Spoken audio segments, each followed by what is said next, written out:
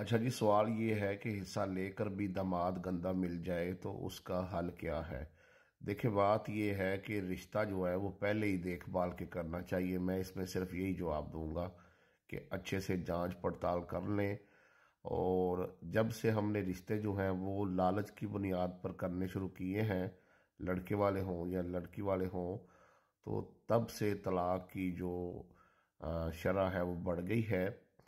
और जब रिश्ते जो हैं अल्लाह तवक्कल होते थे और लालच के बगैर होते थे और एक दूसरे का किरदार देखा जाता था, एक दूसरे की फैमिली और इखलाक देखा जाता था, तो रिश्तों में बरकत थी।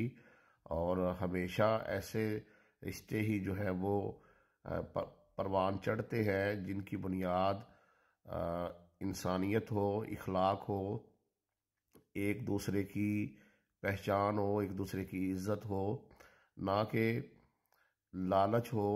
लड़के के पास बैंक बैलेंस कितना है, कोठी कितनी बड़ी है, प्लाट कितने हैं, कमाता कितना है, और लड़की को जहेज में सामान कितना मिल रहा है, दामाद को गाड़ी दे रहे हैं कि नहीं दे रहे, दामाद को अंगूठी डाल रहे हैं या नहीं डाल रहे, दामाद के वालदैन को कपड़े दे रहे हैं, सोने की चेन डाल रहे कि नहीं डाल रहे।